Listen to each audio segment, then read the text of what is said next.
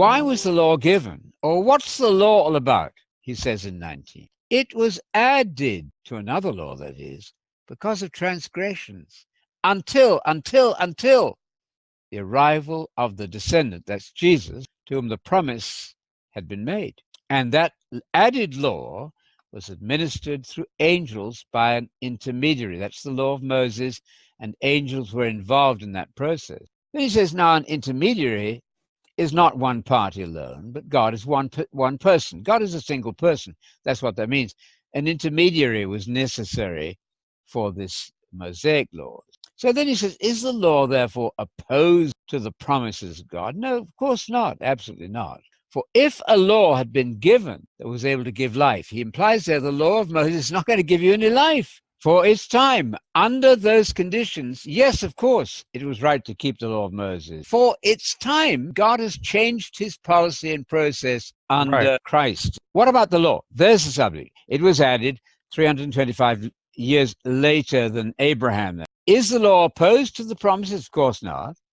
If a law had been given that was able to give life, and that law of Moses couldn't, then righteousness, in the ultimate sense, would certainly have come by the law, but that didn't happen. The scripture then imprisoned everything under sin so that the promise could be given because of the faithfulness of Jesus Christ. I like that. The faith of Jesus Christ to those who believe in that faith of Jesus Christ, beginning in Mark 1. Now, let's follow the story as we go on. Now, before faith came, we, all of us, Paul himself, and all of us in principle, were held in custody under that law.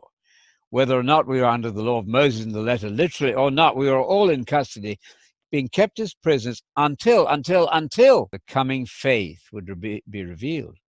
What was that coming faith? Thus the law had become our guardian. That's a custodial guard. It's a servant who takes the children to school because they're not mature enough to go on their own. So what was this Mosaic law like then? It was a custodial guard until Christ, so that we could be declared righteous by faith when Christ came, when faith came. But now that faith has come. When was that? When Jesus began preaching. Now that faith has come, we are no longer under that custodial guardian, i.e. the law. This is not very difficult. But how important is the Baptist in the coming faith? Because he is, after all, the one who brings in the new covenant. Absolutely. Water baptism, no? Yes. Should he get a mention here? We certainly should mention him because he's the greatest man who ever lived. John the Baptist was the one who introduced with this tremendous fanfare the new way of faith, which is not through keeping the law of Moses.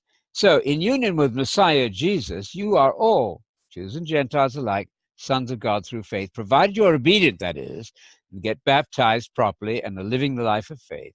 All of you who were baptized, there it is, baptism in water, into Messiah, have, so to speak, clothed yourself with Christ. Under these conditions, there's neither Jew nor Greek, neither slave nor free, neither male nor female.